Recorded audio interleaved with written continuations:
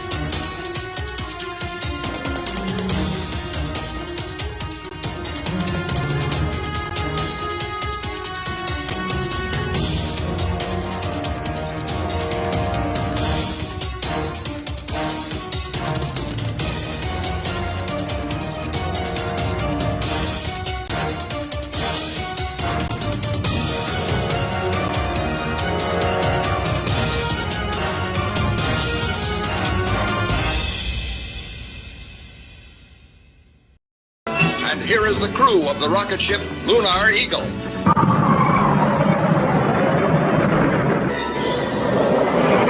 Tranquility Base here. The Eagle has landed. Ship Lunar Eagle. The Eagle has landed. Ship Lunar Eagle.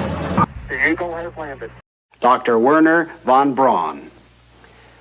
A voyage around the moon must be made in two phases. A rocket ship taking off from the Earth's surface will use almost all the fuel it can carry just to attain a speed great enough to balance the pull of gravity. Unpowered, it will then keep circling the Earth in an orbit outside of the atmosphere. This is the first phase. However, if we can refuel the ship in this orbit with fuel brought up by cargo rocket ships, it can set out on the second phase, the trip around the moon and back. We will establish an advanced base in the orbit, 1,000 miles above the Earth. This advanced base, or space station, will be headquarters for the final ascent to the moon.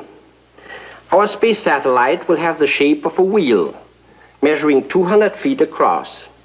Its outside rim will contain living and working quarters for a crew of 50 men. The entire wheel will slowly rotate at 3 revolutions per minute. The resulting centrifugal force will produce an artificial gravity for the men in the rim. Make money! Notice that the floors are placed so that the men stand with their heads towards the hub. We'll observe every point on the globe as the space station makes its complete trip around the Earth every 2 hours. We have provided a new type of spacesuit. Using gyros and 2 small rocket motors, the operator can tilt and move in any direction. Located outside will be 7 remotely controlled mechanical arms. By rotating himself within the spacesuit, the operator can use any of the arms for the variety of tasks in assembling the space station. Retarded! In the guide ship, the navigator locks his tracking radar on the rising cargo rocket. At about 24 miles altitude, the first stage breaks away and the second stage motors fire. 2 minutes later, the cargo head blasts away from the second stage and continues firing until its speed reaches 18,468 miles per hour. Here, at 1,075 miles up, follows the most precise maneuver of the entire operation. The motor of the cargo rocket is fired again until its speed and course exactly match that of the guide ship. Radar remote control will enable this maneuver to be performed with a high degree of accuracy. Everything in the orbit is hurtling around the Earth at 16,000 miles per hour. You just shut up! For landing on the moon, I was very excited, and so in order to contain that excitement, to be calm and collected, I had to remind myself frequently as we were coming in that I was back in the simulator. Let's see that again. Back in the simulator. Back in the simulator.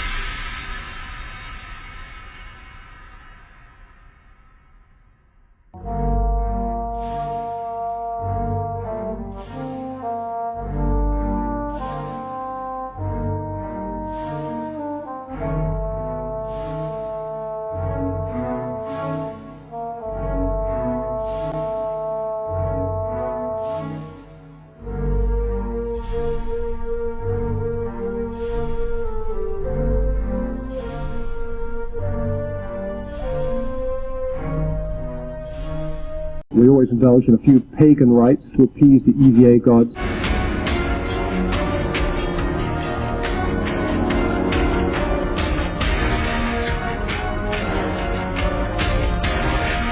By the time she lands in September, her tally will be 666 days in space. By the time she lands in September, her tally will be 666 days in space. By the time she lands in September, her tally will be 666 days in space. By the time she lands in September, her tally will be 666 days in space. By the time she lands in September, her tally will be 666 days in space. We need to do more to be one Earth, one people.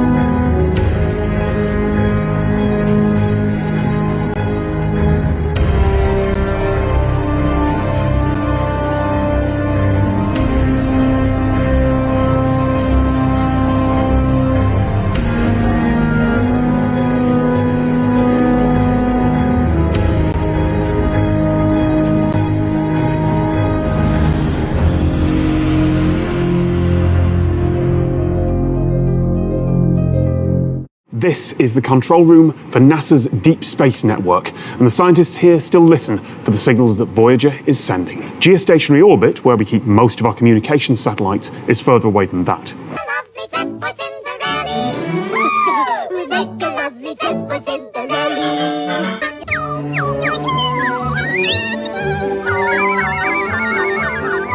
Tonight? Sorcery. What are we talking about tonight? Getting inside your mind and messing with you, controlling your thought process. We want your soul. We want your soul. We want your soul. We want your soul. We want your soul. We want your soul. We want your soul. We want your soul. We want your soul. We want your soul. We want your soul.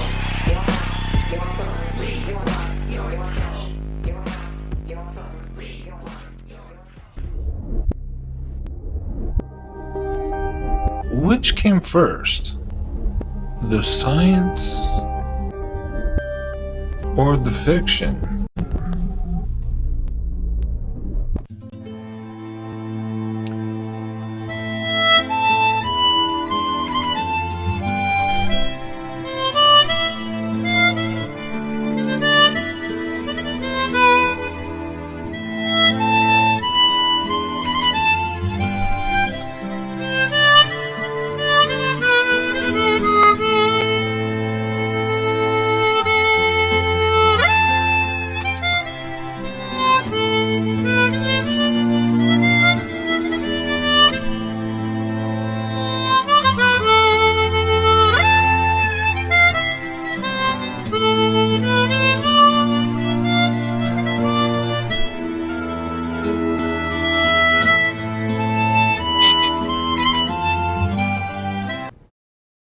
You don't believe we went to the moon?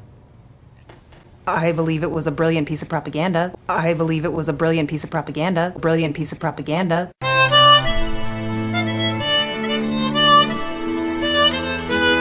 Now is that the entry burn has started on the first stage. We're continuing to hear call-outs that the second stage is continuing onward to orbit.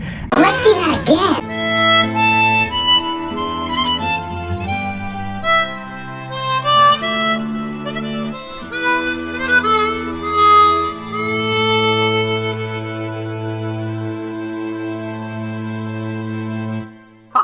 Retarded!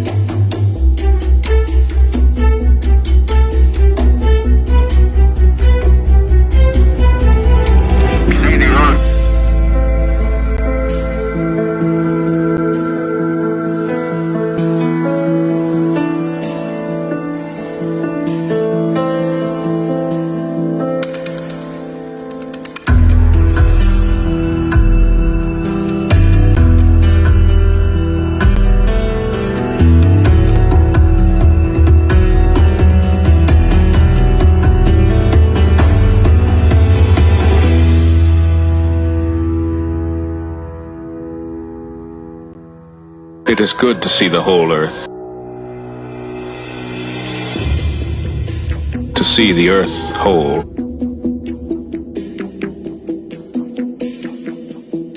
The tired astronauts would sleep.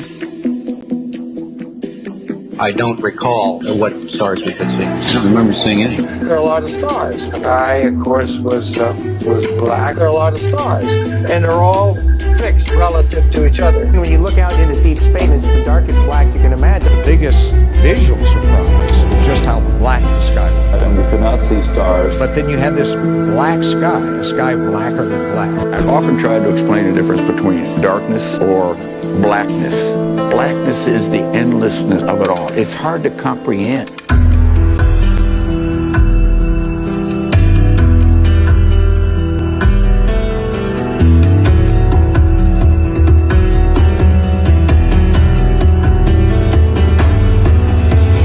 What a ride, what a ride.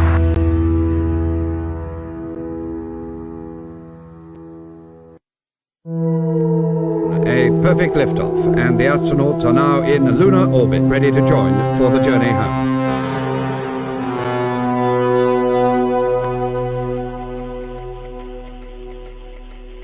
Entire planet Earth.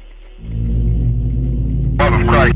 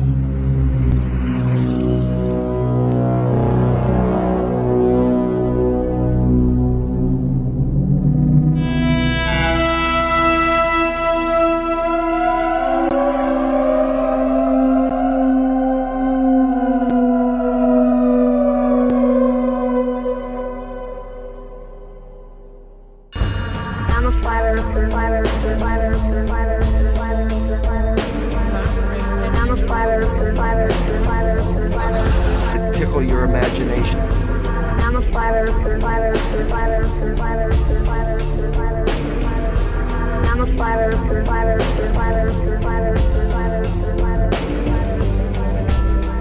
Think so?